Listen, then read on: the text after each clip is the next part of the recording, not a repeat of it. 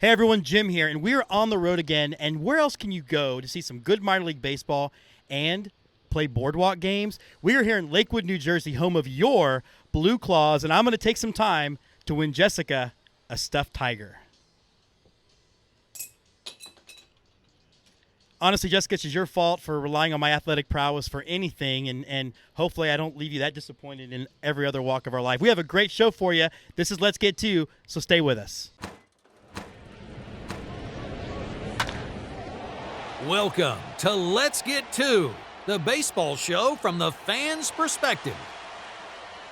Now here's your host, James Christopher. And welcome back to Let's Get To. I'm your host, James Christopher, and I'm coming to you from Studio A, the Twitchy Dolphin Studios back in Austin, Texas. We'll be back out to Lakewood, New Jersey in just a second. But, you know, we're sitting here, and it's the last episode of the show in August. And that means a lot of things for a lot of people. Some of it's good.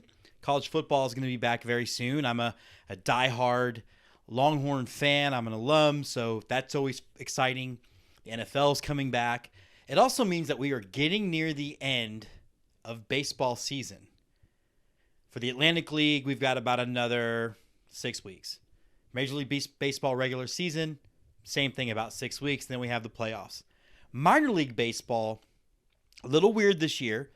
Maybe about another month left when you think about like AAA is a little different. AA, they're going to have playoffs. So mileage may vary on that. But the point is that we are running out of time, and then November hits, and then we're going to go a long time without baseball. Now, one of the things that this year has been interesting, and I've been watching it very closely, because this was the first year since contraction. And, you know, Major League Baseball basically shot 40 teams in the face. We were told a bunch of different things about what that meant. We were told that it would mean better lives for the players, more pay, and all that stuff. The fact of the matter is that hasn't been the case. And I don't know why we should be shocked. Frankly, I'm not shocked that a bunch of millionaires and billionaires lied to us about part of the intent of what they did when they essentially submarined 40 small businesses. And yes, Rob Manfred apologists, I assume they exist. We understand that a lot of those teams still have some form of baseball. And I'll also even concede that not all of the things that resulted of the change have been bad. But I think we can agree that the lifestyle for the players hasn't been improved like we were promised.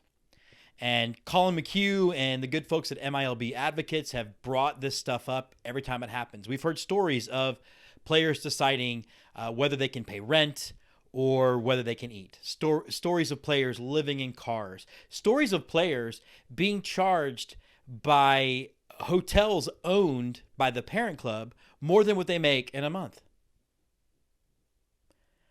Now, there's been a lot of good. I'm a big Astros fan, and I will definitely, particularly post the late unpleasantness. Anytime they do something good, I'm going to scream it from the mountaintops. And they've taken care of their minor leaguers.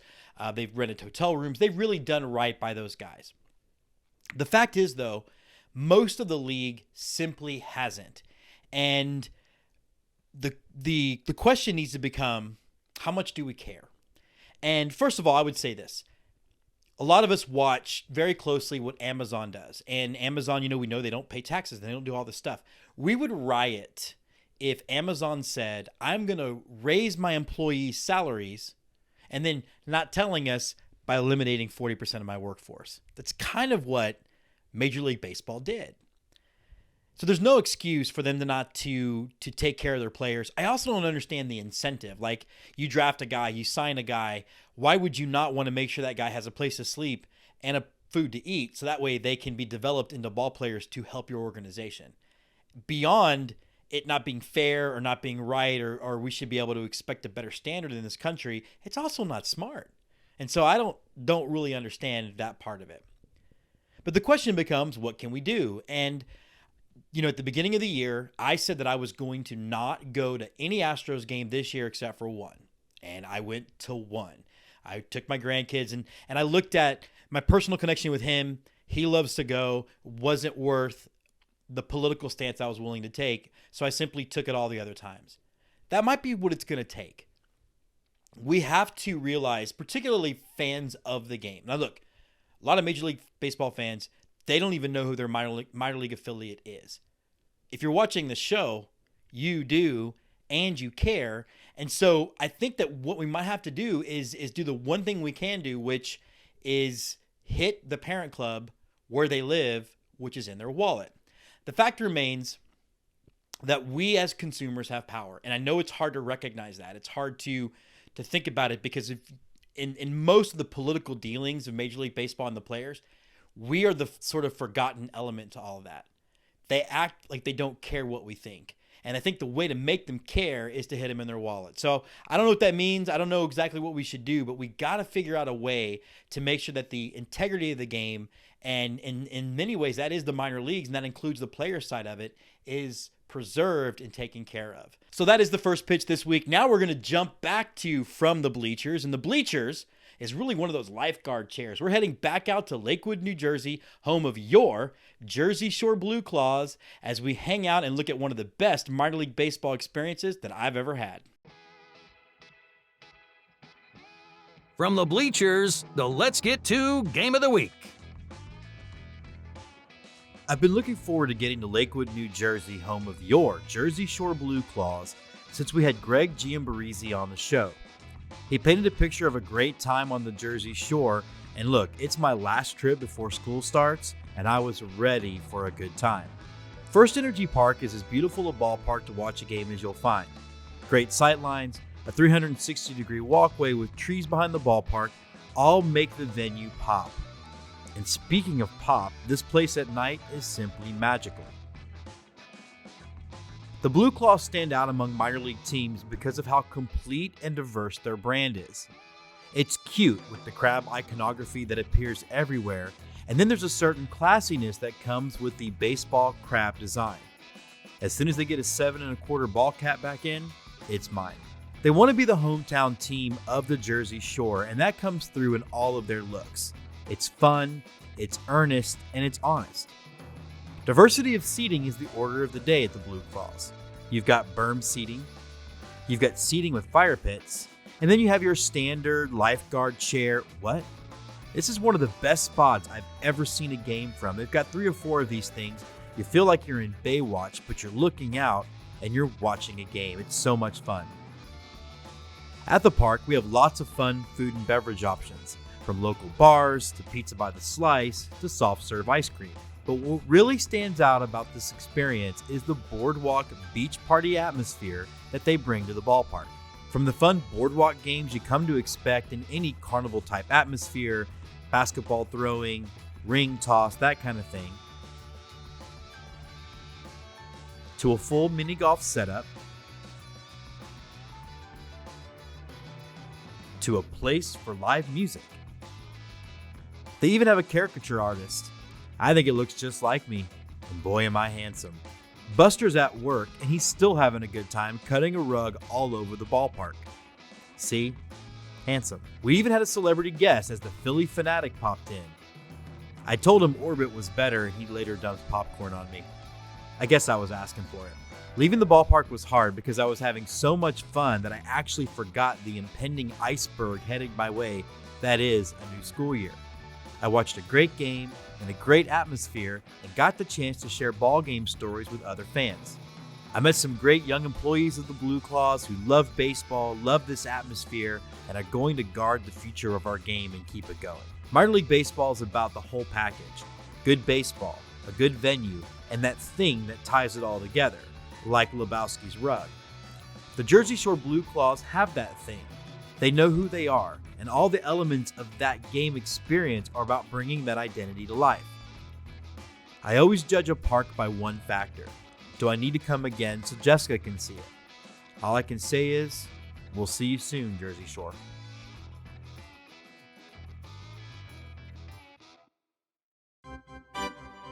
On deck, the Let's Get To interview. Brought to you by Marco Fine Arts. To mess things up. See? All right. So we're having a great time at the Jersey. So we're out having a great, yeah, she's laughing at me. This is how this is going. So we're out here at Jersey Shore having a great time at the Blue Claws, and we're with Bree, who's been working for the team for how long? 5 years. What keeps bringing you back? The atmosphere here is really crazy, especially when we have a full house. The staff here is amazing. I just love baseball in general, so it's a great place to work. Now, right now you're in the boardwalk section, which is obviously the only time I've ever seen anything like this at a baseball game. Is this usually where you are? No, I'm usually in the promo department. I was here for the past 4 years in the boardwalk, but now I'm in promos. Okay, so you're just visiting like your old stomping ground. So what about this section does kind of make it unique for people? It definitely brings the shore towns to the actual ballpark. So if you can't visit the actual shore itself, you're here. I don't think any baseball stadium has anything like this, so it's really cool. I can confirm that I've never seen anything like this before. I just choked on the ring toss. Talk a little bit about the community, though, and how much this team matters to them. And then also, you worked here for 5 years, which means you didn't work here last year. What was that like? So I've been working here since I was a senior in high school, and I just graduated college. So not working here last year was crazy. But the team here definitely means a lot to the community. It's definitely, like everyone, you mentioned the Blue Claws, everyone knows what it is. And everyone just loves coming to this place. I will say this. Everybody does know who you guys are. Other teams, like they're like, we have a baseball team? Yes, you do. You're fine. So I guess you just graduated college. What are you looking forward to next? I mean, are you staying in baseball in some form? I'm elementary ed major, but I would like to maybe hopefully switch to like baseball in the future.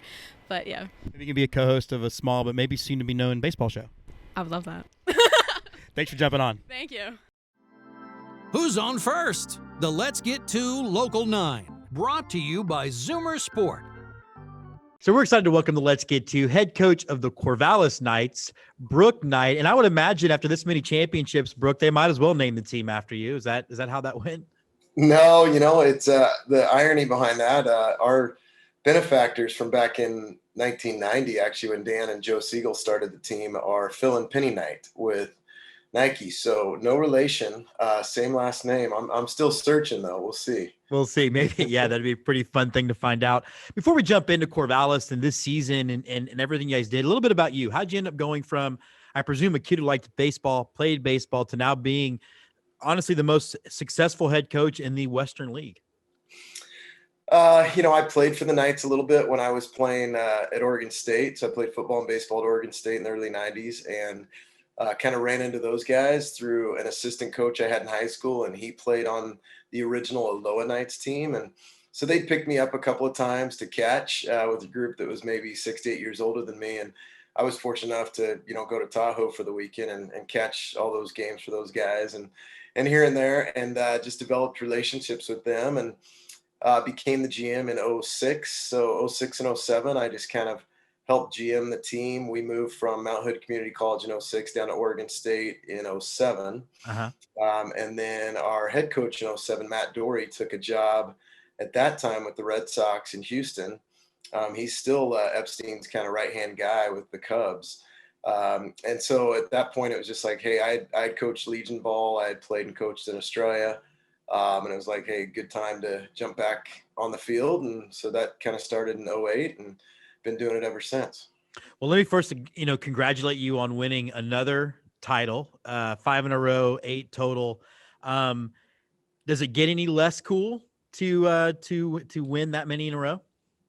No, I think it probably gets a little more difficult. It's a different group every year. We generally have 4 to 6 guys that'll come back on average. With COVID and that changing things, we had 2 or 3 that were returnees. So it is a group of new faces and new, student athletes that we bring in and kind of piece together. And every team's going to be a little bit different, strengths and weaknesses and personalities. And so it's just a matter of trying to kind of bring everybody together quickly and figure out if we're going to all be rowing the same direction and trying to win the thing as we develop along the way too. So no, it's and I think and I might speak for the players here too, with all the challenges they've had in the last 18 months. And I think we're all just a little more grateful for the opportunity to go out there and compete. And then, to get over the line, it just means more than maybe it has in the past.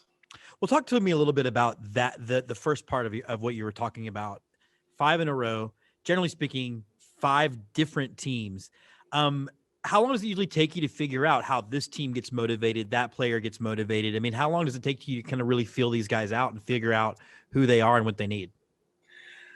Yeah, I think you can't force feed it. You just got to take your time to get to know each other. They've obviously got to get to know our entire coaching staff, which we're really, really lucky to have Young Jin Yoon on our staff. He's just a mental wizard. He's ultra consistent. The expectations are high, and he meets with these guys every day for 10 or 15 minutes before we even start batting practice. So that's relatively unique. And then we had a couple of younger coaches this summer, and Bo Kearns, our pitching coach, and David Tillotson, our bench coach. So there's some development hopefully there too for those younger guys as they're growing and developing as coaches.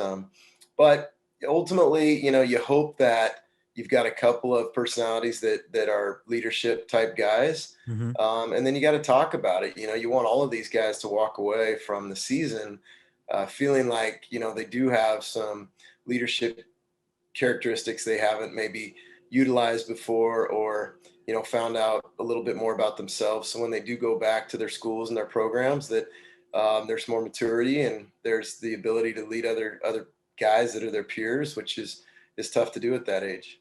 You mentioned 2021, and I think all of us were just glad to be able to get back to baseball in some sort of regular form. I know teams like the ones in your league, the Pickles, put something on a little bit local where they were, but for you personally, what was it like to finally get out and get some bit of normalcy as far as baseball being back?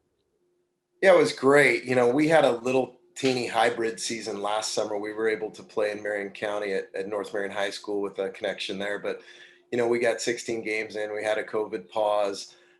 So I did have a few guys on that team. So I got a little bit of the fix last August, but obviously very different being able to get back with a full season and not necessarily have to be, wearing masks and doing all that, especially for the player group. I don't necessarily agree with that piece of it. I think if you're outside and you're exercising, you need to be able to breathe. And it was a stifling hot summer in the Northwest. I don't think we've had a summer that hot before.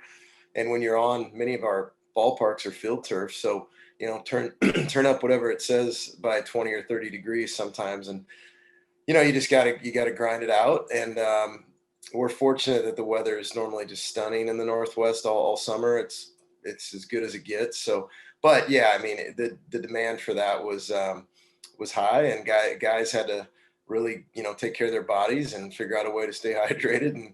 And that's a big part of it, is learning how to play every day. That's not easy, not just physically, but mentally, to be able to really show up and understand that, it's not always going to be a ton of fun. It's going to take a lot of hard work and and sacrifices, and you got to figure out how you're built.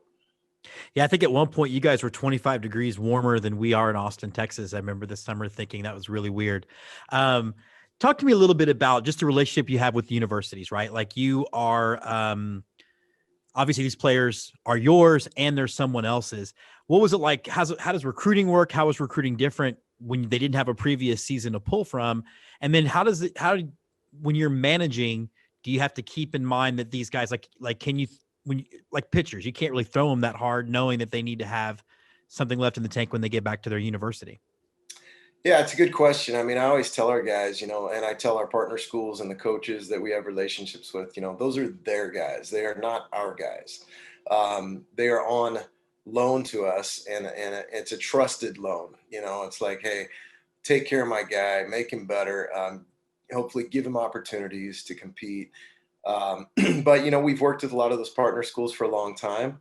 And, we have to be ultra careful, especially with pitchers and how they're used, and have those discussions up front with regards to innings count, or, a pitch limit. One guy's maybe building up throughout the summer. Maybe one guy's coming down, so they're rested well for the fall. And then you got guys who maybe didn't throw a lot in the spring that need to throw and need the innings and the repetition. So, we are trying to keep a close eye on that. Never back a guy up. I think we went another summer without backing a guy up. In other words, throwing an inning, even if it was only an inning, and then throwing the following day. I don't think we ever did that. And so we do have to ensure that we put enough arms on the roster to kind of get through those times. You might start with 24, which seems like a lot, But, by mid-July, we're down to maybe 15 to 17, and that's a pretty good number to make sure that everybody is well protected and they can go back to, their programs in the fall healthy.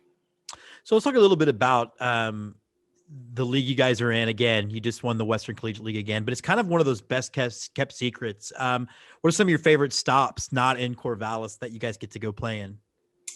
There's some great parks and great cities. I mean, Bend, Oregon is really special. I don't know if you've been there, but it's a great city. And Bellingham has a great ballpark, really cool city. Probably gets a little wet and chilly in the winter, but not when we're there. Yeah. Wenatchee's always had a lot of tradition in the past. And that has been a rival for us for many years. They're down just a little bit right now, but I'm sure they'll respond here soon. Obviously Yakima is an old minor league park, and back to Bellingham, that's an old minor league park. Griffey and those guys played there. On the Canadian teams, which were not in the league this year, we've added 5 teams. Over the years, Kelowna's always been part of it. Victoria came in maybe 4 years ago. Right. And then I believe they've got Nanaimo. Edmonton was supposed to be our first series, the fly in, fly out team. But they've got 5 up there. And then there's a new franchise coming into Springfield outside of Eugene. So there will be 16 teams in the league for 2022. Hopefully, obviously, those borders are open by next May and everything's moving Fingers along. crossed. Yeah. So, there's some great ballpark. Cowlitz does a good job. Ridgefield's got a new facility, all turf. So, there's half the teams in our league are probably field turf, and the other half are natural. And, there's some great ballparks to go to. Walla Walla is natural, and Tim Duncan, their groundskeeper, does a phenomenal job. I mean, it's like a big league surface, and he takes a lot of pride in that field. So, we're lucky. I mean, the league itself is very much like a minor league schedule. I played one summer in the Pioneer League, the former Pioneer League, and pour one those out. Are big trips to Ogden and Medicine Hat and Lethbridge, and there's a lot of that. It's much different than the Cape. I had a chance to go out to the Cape for a week. My son played out there this season, and that's a really cool environment, but it is very, very different. You sleep in your own bed every night, but you're not necessarily on the bus with these guys, sharing hotel rooms, jamming 3 or 4 guys into a room and just getting through the grind together. And I think that really helps us bring guys together because of that bus time and that hotel time. We hit the gym every day on the road. So that doesn't stop. Every once in a while there's a college coach who's worried about strength gains or a guy building some muscle mass. And the way we do it, I don't see any reason why guys can't do both, play and work out and gain strength for the fall. And it's a special environment. They grow together. What I like about the WCI compared to the Northwoods League in the sense that they're also very fan focused, whereas the Cape, not so much. They don't really care about the fan environment. I think that definitely is something. Again, you guys just wrapped up another championship. When do you start worrying about 2022, or are you already worried about it? Yeah, it happens quick. I mean, we've already got a lot of our partner schools that we're communicating with guys. They want to get placed right away. Could be, sophomore to be, it could be an incoming freshman. We've got our league rule is up to 4 guys, and I believe it's an NCAA rule actually. You can have up to 4 guys and no more than that from each particular school. Junior college would be different, and then on each team you can have up to 6 incoming freshmen. So there are some of those upper tier kids that might be Team USA type guys, or a lot of area code guys that are going maybe to Oregon State or UCLA or Stanford. That, I think probably get a lot more out of that summer experience than what we all played, which is Legion Ball or Connie Mack and those types of things. But shoot, now they're in a wood bat league that and had around some really, really good players, so they can go into the fall. We've had some really good ones, Adley Rutschman and Susak and Curiali and Brooks Lee, and you go down the line, guys that are going to be in the big leagues or real close. So it balances out. It's healthy, and we're lucky. And so that 2022 team's coming together pretty quick. I think we'll be 80% done by mid-September, maybe in 90 100% done by October. And so it's tough because we have other schools reach out in December, Jan, Feb. And I try to tell them every year, if you really, really like a guy, get us his name right away, because there just isn't going to be room. And I got to imagine, because it's a recruiting situation, you developing players, winning championships, that makes you a bit more attractive than someone who isn't. Well, and we're lucky with our facility. I mean, geez, we get to play at Oregon State. I mean, we've Right. got our own locker room, and while not air conditioned, it is still our own locker room. And we can get a lot done out there, right, with the field turf, and other clubs in our league have that too. But we can get our work done, and we don't have to spend a whole bunch of time on field maintenance and field prep before games and after games. So we're lucky. I mean, I'm born and raised there, so I'm familiar. The facility looked very different when I played in the early 90s. Yeah. Wooden bleachers and chicken wire for a backstop, but it's a special ballpark. And so, the environment can be pretty electric. Well, we're looking forward to checking it out next year. We're going to be up there. He is Brooke Knight, head coach of the, again, Western Collegiate League champion Corvallis Knights. Thanks for jumping on Let's Get To. Oh, you bet. Let's Get To presents Claw Talk, the latest on the Southern Maryland Blue Crabs. So we're excited to be joined again by the voice of your Southern Maryland Blue Crabs, Andrew Bandstra. How's it going, man? Hey, really good, man. I always appreciate you having me on. It's always a blast talking with you. You guys you're my Atlantic League team, man. I gotta keep our fingers on the pulse. And it looks like making a charge in the second half. How cool is it that you guys divided up that way, so you really do get a chance to start fresh? Although you played well in the first half too, so it's not like there's anything to really sneeze at. Yeah, no, it's really, really fun. And it makes a ton of sense in this league because, of course, the whole goal is to get guys picked up by the MLB. So the rosters are going to look totally different in the first and second half. So yeah, it's a ton of fun. It keeps things interesting, right? Because you look at a team like the team we're playing right now, the West Virginia Power, they have the second worst record in the league, but they're tied for first place in their division in the second half. Second worst record in the league on the season, I should say. So yeah, things are never over, and that makes things really exciting. I want to jump into something cool that you guys are doing next week with the York Revolution, and you're having the dodgeball thing. You guys are Globo Gym. I'm going to do my best to get a hold of the jersey, but that seems pretty rare, right? That you guys are kind of going in on a promo for another team. How'd that happen? Well, I got to give them all the credit on that one. They did it all. So they happen to just get specialized jerseys for both us and for them, which is super cool. I thought that was a genius idea. It's a good example of going all out on a promotion. And I too am going to try to get my hands on one of those because those are so cool. I don't know who would do an interview for you guys afterwards, but if they don't finish it with effing Chuck Norris, I don't want to hear it. I don't want to hear about it from anyone. And if you're broadcasting that game, you got to say, what's the line? A bold strategy, Cotton. Yes. We'll see if it works. You got to, exactly. You've got to do it. But talk about the season so far. How has it been navigating with the MLB pickups, the ups and the downs and all that stuff? But yet you guys have played consistent baseball throughout the whole time. Yeah, no, that's a great question. It's a team that's pitching has been good all year. The offense struggled, but July 19th was really a turning point. Through July 18th, the team hit a league worst 255, but ever since, the team hits a league best 309. So it's a massive turnaround.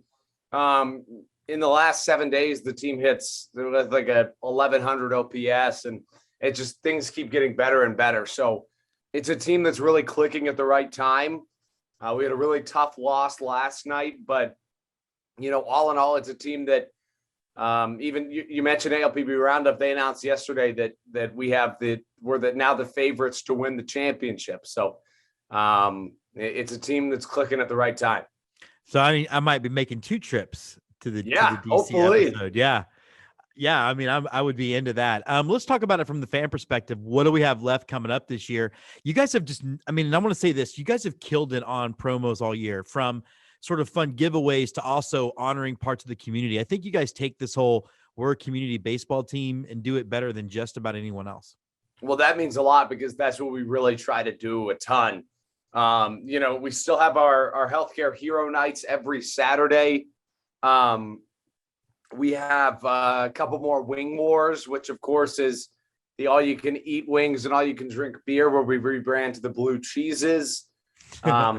We still have a couple of specialized jerseys coming up. We have an MS night. We have a POW night, where, a little bit of a spoiler alert, the jerseys are kind of themed after those, those city edition White Sox jerseys that they came out with. They look very similar to those, and they're going to be really cool. And we still have a ton of really fun stuff coming up. So, it's going to be a blast down the stretch in all aspects. One of the things that hit me, and it was a game I tried to get out to, but schedules, was you guys are going to be playing on September 11th at home, in the shadow of DC, 20th anniversary.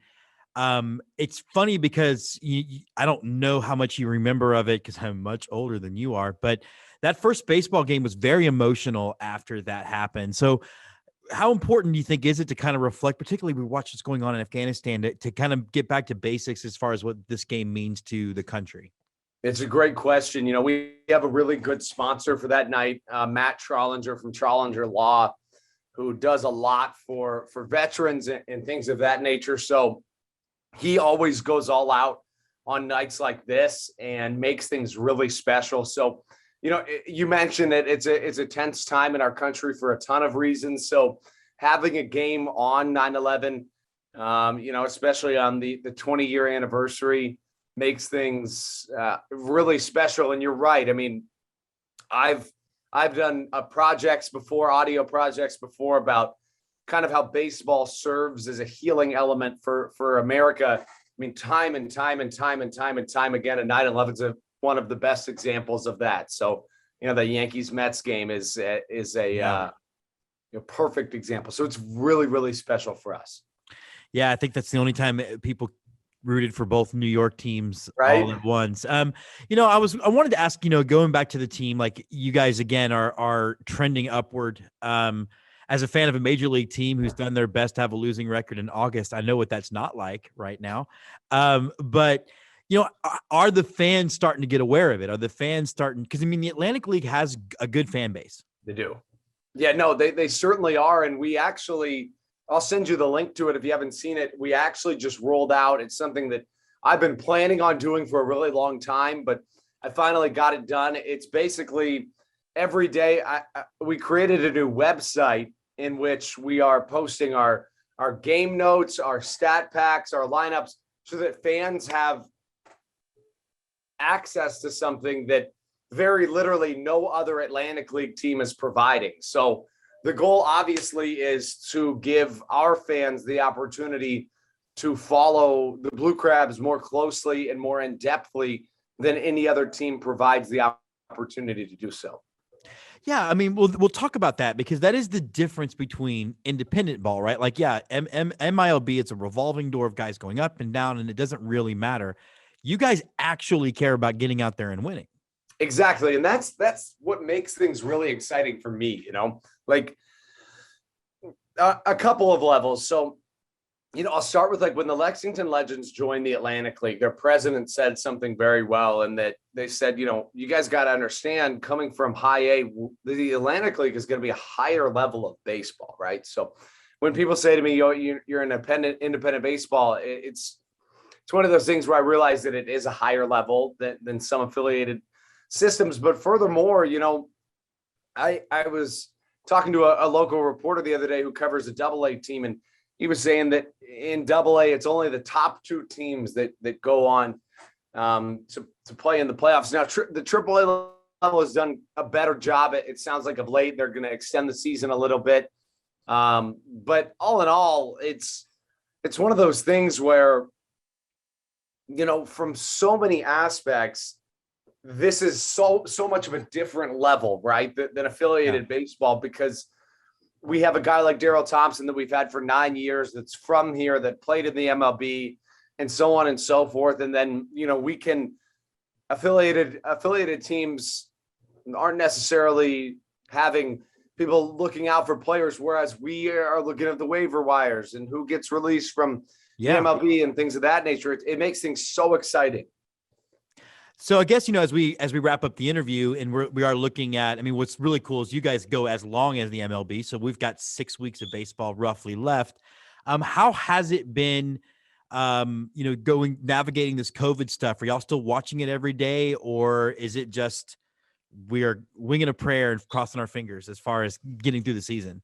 It's a great question. So we're fortunate enough that we had the foresight and the willingness to have everybody in our front office and everybody on our team and our coaches, everybody's fully vaccinated, which makes things a lot easier. But, certainly we can't assume all the fans are vaccinated, right? So we're still taking every precaution necessary, and that includes testing our players twice a week, because that's the requirement when everybody is vaccinated. If they're not, it's every day. So we're still taking every requirement possible, because especially with COVID cases rising, we completely recognize that it's a possibility that things get tossed into jeopardy. So we're taking every precaution we can to, make sure this isn't a repeat of 2020 where we can't have a baseball season.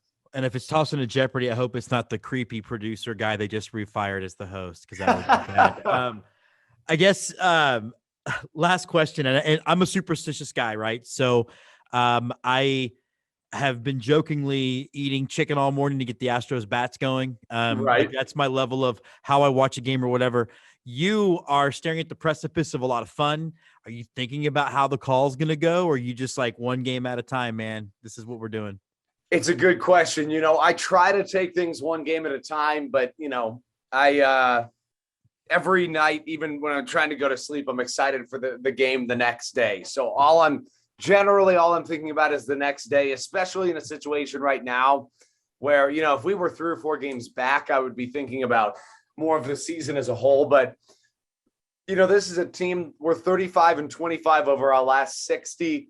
And for the most part, we've kind of, after a rough start of the season, just been right there around that first or second place. So things have always been kind of on a day-to-day basis for the last few months. And that is maybe the reason why that is. Well, we're going to be watching with just bated breath, and we're going to have you back on before we get out to the ball game. He is the voice of your Southern Maryland Blue Crabs and a new dog dad, right? What a cute puppy. It's true. Yeah. It's true. Slugger is his name. Of course, a baseball name. Yeah, we'll put a picture of Slugger up here over the interview. Yeah, thanks so much for jumping on Let's Get To again. We'll talk to you in a few weeks. Thanks, man. Sounds good. And now let's go into the eye of the storm with the Omaha Storm Chasers. So we're excited to be joined again by best friends of the show, Martie Cordaro. He is the president of your Omaha Storm Chasers. Martie, can you believe that we've made it to pretty much September with no interruptions, really, from the virus? Yeah, it's been interesting. Early on, we all were just trying to get started. Then as we got started, we were just trying to get to the summer, meaning introduce new employees to our product and bring fans back, and then get into our larger crowds where we're past all that. Recently, there've been a few changes to COVID protocols within baseball behind the scenes. Nothing on the front side quite yet, as we speak anyway. And we're in Omaha's case, we're trying to get to Sunday, September 26th. And in other teams' cases, they're trying to get to Sunday, October 3rd, so we can all take a collective sigh of relief that we got through the season and we've moved forward. But it has not been without challenge. Every market is different. Some markets have had a lot of success because of pent-up demand and have had less restrictive rules, if you will. And then others have not been as fortunate. And then everybody's business is different. There are some communities, groups, and organizations are buying suites and picnics and large company outings. Some are not. And then some communities are selling lots of individual single game tickets, walk-up tickets, in advance tickets, much like I know Round Rock's had a lot of success on that perspective. And then in Omaha, we have been kind of soft there, but we've done a big we've had a big year in group sales. So it's been a year of experience, but I don't know how much we're going to be able to rely on that experience as operators in 22, 23, 24 and beyond to look back on and say, what did we learn in 21? I don't really know what we learned that we can apply to the business yet. I know there will be things, but I can't really predict what those are right now.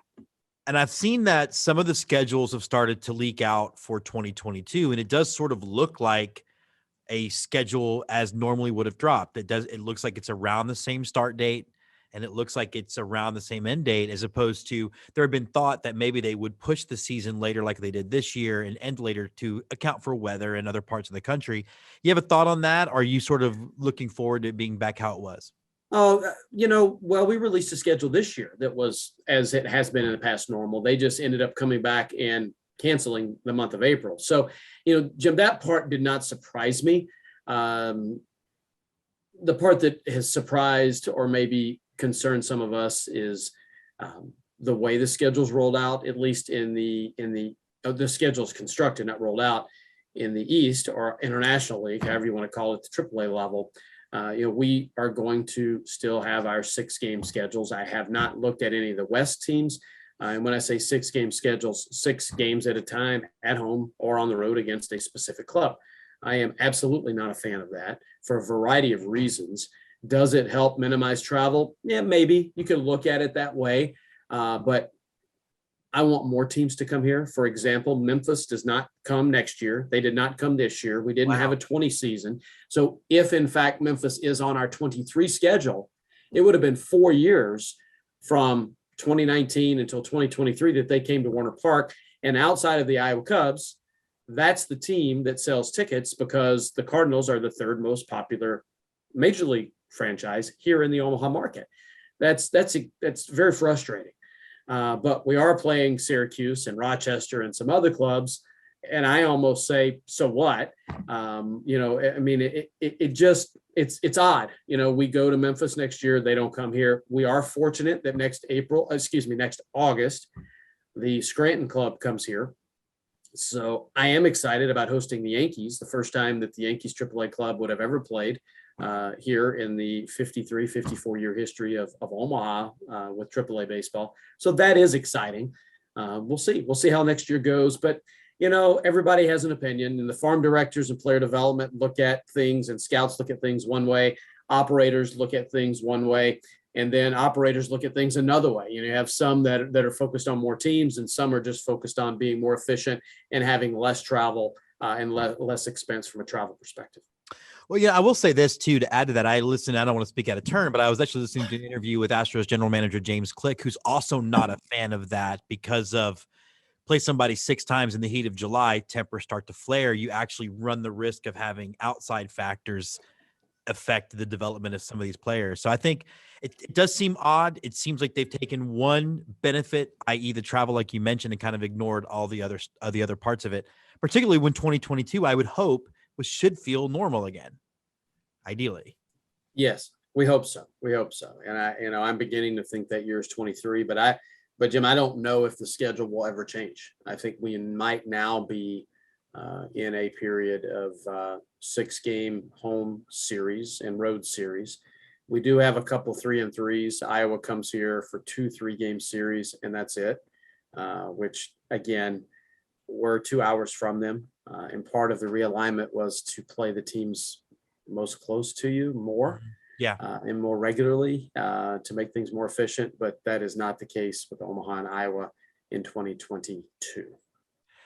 One last question then about schedule construction. I had spoken to several people that they didn't also like the sort of 14 games at home and then 14 games on the road. They felt that it created an issue of a lack of scarcity in tickets, that people could just decide to go later on in the week as opposed to realizing that, they're only here for a week and then they're gone again. You have an opinion on that? How did that sort of affect you guys? They did change a little bit. It's actually, because it's 6 and 6, it's 12, it's 12 games, but it is a 13-day period. You're right about that, because with the off day being on a Monday in the East, off day in the West is on the Wednesday, unless that's changed or will change for next year. But we just finished a 12-game, 13-day homestand on, I don't know what day it was, August the 22nd. And it is tough when you get into the 9, 10, 11, 12th day, 13th day of a homestand or series, if you will. It is tough. So from a business perspective, again, if you're going to play 2 teams for homestand and you're playing 6-game series, absolutely that's a problem. And that's another reason why I don't like the 6-gamers. I just don't. Whether they're 3s, 4s, and 5s, keeping it to 10 or 11 games or less, or 10 or 11 days or less at home, I think is important.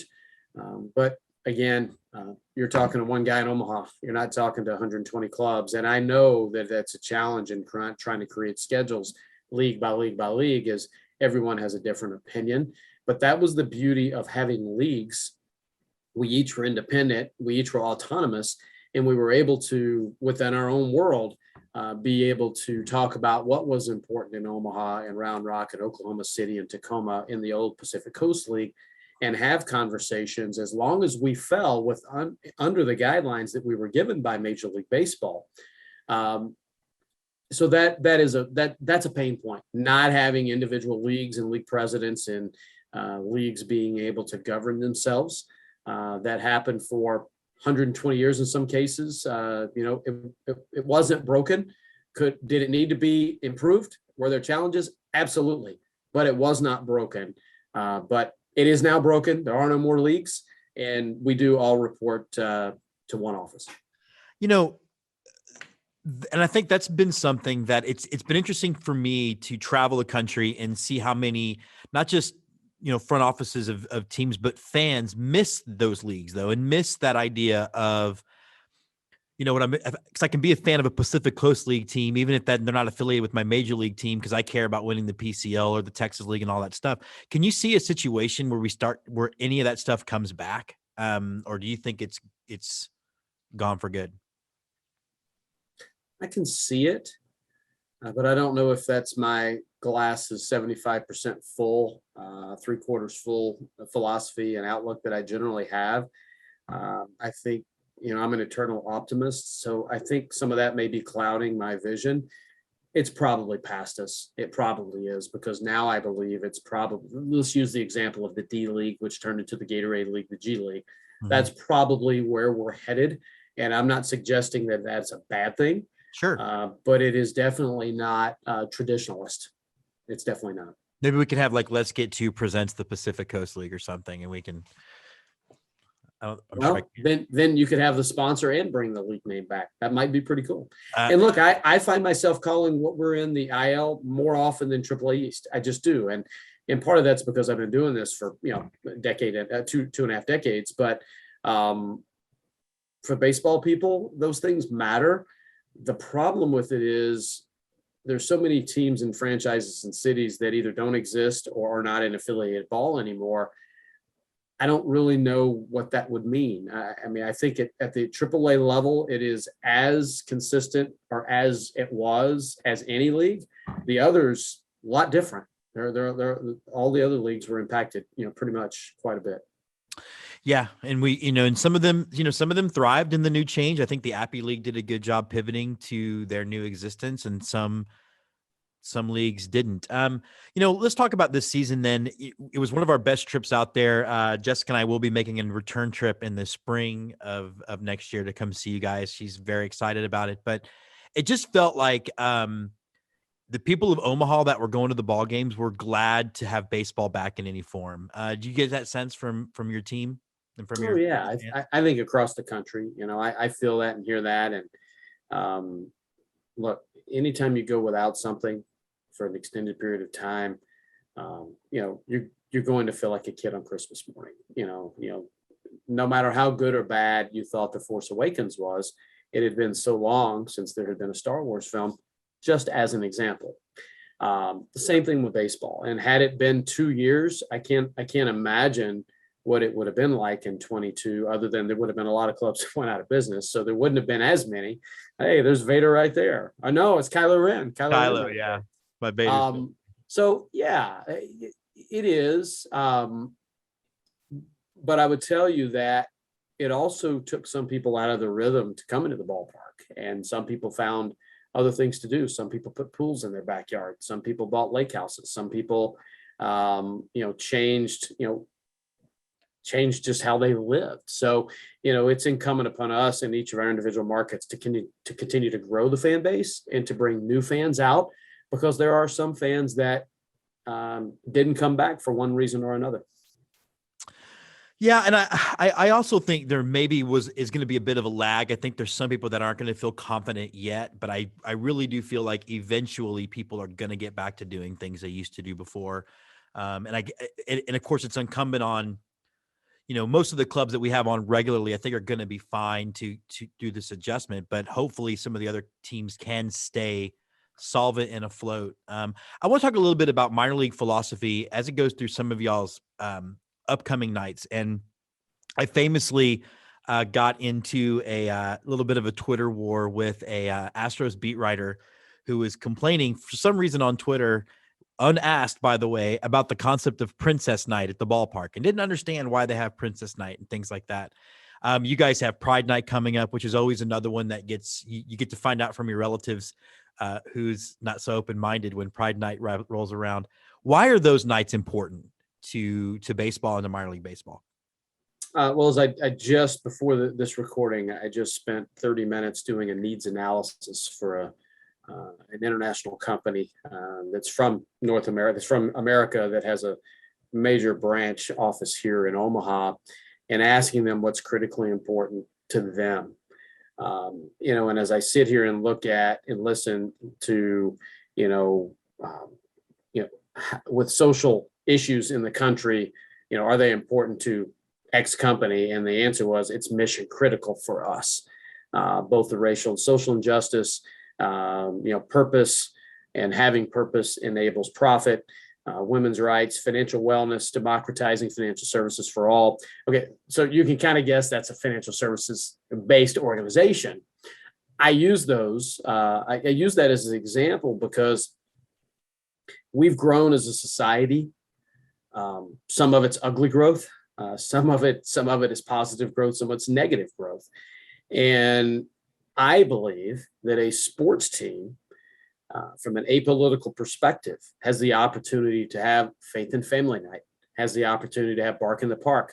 This year has the opportunity to celebrate Take Me Out, as we're bringing cat owners to the ballpark next week, the first weekend in September, as well as Pride Night, and other groups, in different groups in the community. And I would tell you that baseball's done a really crappy job from the top, meaning Major League Baseball, over the years. I think in the last decade, there were changes to be made at the end of Bud Selig's tenure and into the beginning of the current commissioner's tenure. I know that as being a member of DE&I for both Major League, Minor League Baseball, as well as USL, that those are things we're focused on, and becoming more representative of the communities in which we live is important. And if baseball is going to grow, the notion that we have the fan base that we need for growth 20 to 30 years from now is just false, especially if you've been paying attention to the initial census results that have been floated out over the last 10 to 14 days. There are becoming less people like you and I, Jim. And I always say, everyone's money is green, but beyond that, doing the right thing is simply the right thing to do. And if we can be a safe space and we can be a community gathering point, we're going to continue to do that in Omaha, and specifically Sarpy County at Warner Park. All the promotions that we do and all the theme nights we do, they're not all popular. Some are more successful than others. Some garner more complaints than others, but we're going to continue to swing and keep trying. So, yeah, whether it's Daddy Daughter Princess Night that you referenced, whether it's Bark in the Park, or whether it's Diversity Night, whether it's Pride Night, whether it's Copa de la Diversión that's been very successful throughout minor league baseball and is now flowing upwards to Major League Baseball. We're going to continue to be a part of those. And we don't just do them because we sell thousands of tickets. If that hits, that's great. If it doesn't, you know what? Sometimes it's just about, marketing and giving segments of the community the opportunity to know that they're being invited, and we are being inclusive of all here at Warner Park. And of course, the other ancillary benefit is they might discover that they love going to baseball games and then continue to go. I mean, to your point, the fan base like you and I are going to age ourselves out.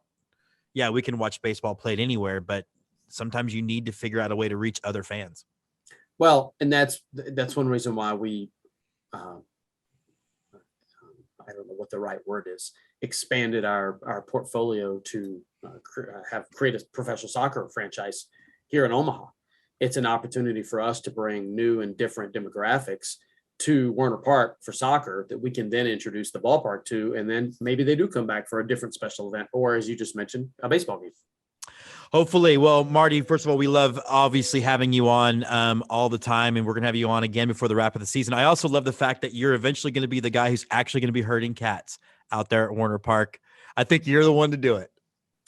Yeah, we'll see how that goes, right? But you have to have it on a leash, which I can't wait to see, or in a cat carrier, which that's kind of boring, but we'll see. We'll see how it goes.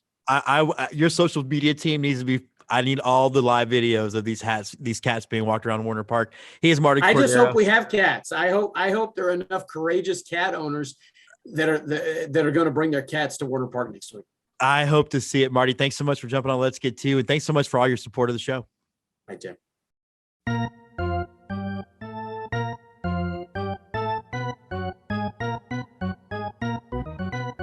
And now, on to close it out, the right-hander from Houston, Texas, James Christopher.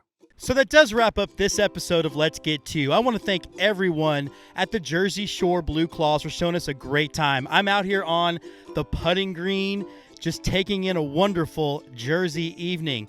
If you're anywhere in the area, get out to this ballpark. You owe it to yourself. We have a few weeks of baseball season left. And that's right, just a few weeks of baseball season left. So make sure you get to some baseball, because come October like 4th or 5th, you're going to miss minor league baseball. So get out, get you some peanuts, get you some Cracker Jack, and most importantly, let's get to James on the approach. Na na na na na na na na na.